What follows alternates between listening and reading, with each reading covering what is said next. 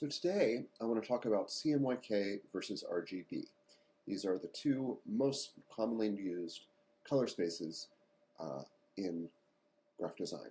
So CMYK is for print and RGB is for on-screen use, things that are projected, transparencies, where the light goes through it.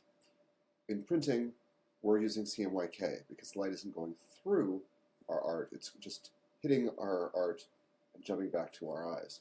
So we want to be using the CMYK color space, even if we're doing spot colors. So I want to make sure all of my art is in CMYK so that I, as a designer, can have the best imitation of what's going to actually happen on press. Because RGB is actually a larger color space than CMYK and contains colors that are not reproducible in the CMYK color space. So here I have my document, and I'm set to CMYK. This is on File, Document Color Mode, CMYK. That's good. Anything that is brought into this document, anything that is created in this document, regardless of what color palette I'm using, will use CMYK.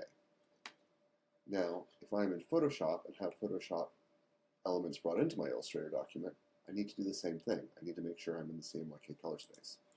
So here I have a link. I'm going to open in Photoshop, and this is RGB.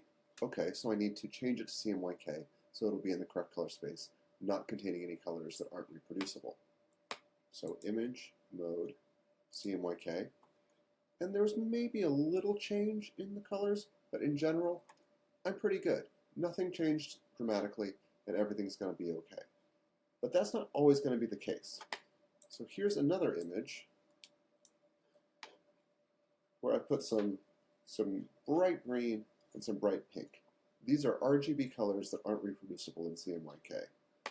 This time, when I switch from image mode to CMYK, you can see that, oh, these colors really dulled up. They're not nearly as bright as before. And that is what's going to happen in CMYK. So this gives me a better representation of what's actually going to happen when my label is printed. Thanks so much.